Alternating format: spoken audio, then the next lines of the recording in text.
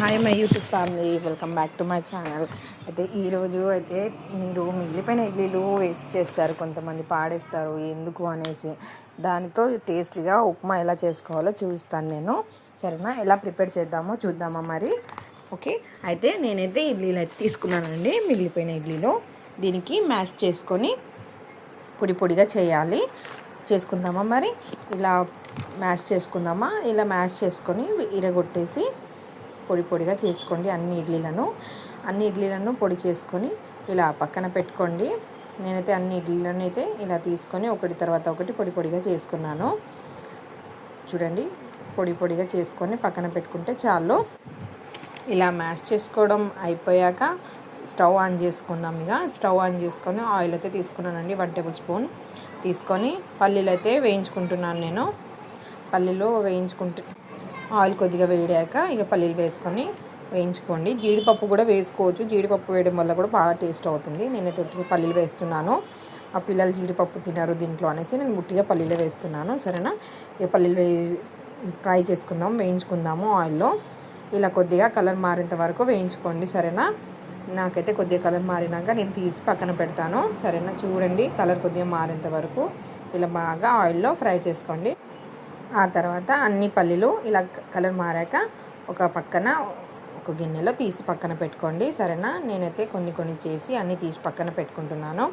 ఆ తర్వాత నేను పచ్చిశనగపప్పు ఇంకా మినపప్పు తీసుకొని ఆయిల్లో తాలింపు కోసం వేసేసానండి. జీలకర్ర కూడా వేసాను, ఆవాలు కొన్ని వేసుకొని, అలానే కొన్ని జీలకర్ర కొన్ని ఆవాలు ఇలా వేసుకొని తర్వాత మన పల్లీలు అయితే వేయించుకొని పక్కన పెట్టుకున్నాం కదా. ఈ పచ్చి శనగపప్పు అంతా కొద్దిగా మీకు కలర్ బ్రౌన్ అయ్యేంత వరకు ఆయిల్లో ఫ్రై అయ్యేంత వరకు చూసుకోండి, ఎందుకంటే అది తినేటప్పుడు టేస్ట్ చాలా సూపర్ ఉంటుందండి.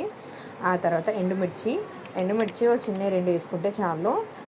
ఉల్లిపాయలు కట్ చేసుకొని వేసుకోండి. సరేనా? నేనైతే ఒకటి తీసుకున్నాను, సరిపోతుంది నాకు. మీరు ఎంత ఉంటే అంతకు సరిపోయేంత ఉల్లిపాయలు ప్రాబ్లం ఉండదు, టేస్ట్ చాలా బాగానే ఉంటుంది. ఇలా వేసుకొని దీన్ని కూడా ఒక 2 నిమిషాల పాటు ఫ్రై చేసుకోండి, కొద్దిగా కలర్ చేంజ్ అయ్యే వరకు.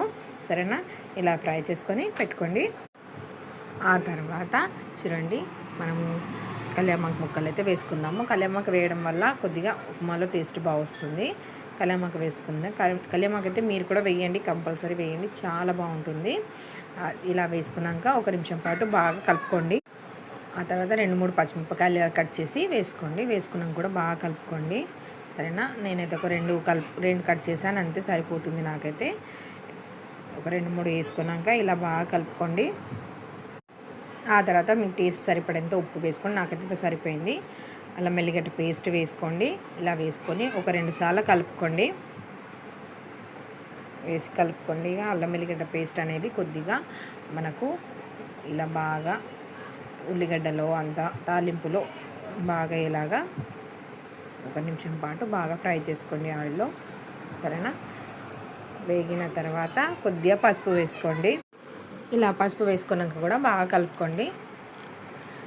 మనం పొడి చేసుకున్న ఇడ్లీలు ఉన్నాయి కదా, ఇక ఇది కలుపుకున్నాక ఆ పొడి చేసుకున్న ఇడ్లీలను దీంట్లో వేసుకోండి, సరిపోతుంది.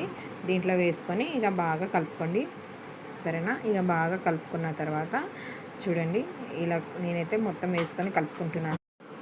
ఇక మొత్తం కలుపుకున్న తర్వాత చూడండి, పైనుంచి కొద్దిగా కొత్తిమీర వేసుకోండి. కొత్తిమీర నిమ్మరసం వేసుకుంటే ఇంకా చాలా బాగా టేస్ట్ ఉంటుందండి. వేడి మీ ఇడ్లీ ఉప్మా రెసిపీ అయితే రెడీ అయిపోయింది, చాలా బాగుంటుంది. మీరు కూడా ట్రై చేస్తారని అనుకుంటున్నాను. ప్లీజ్ ఈ వీడియో నచ్చితే లైక్ చేయండి, సబ్స్క్రైబ్ చేయండి, షేర్ కూడా చేయండి. Thank you.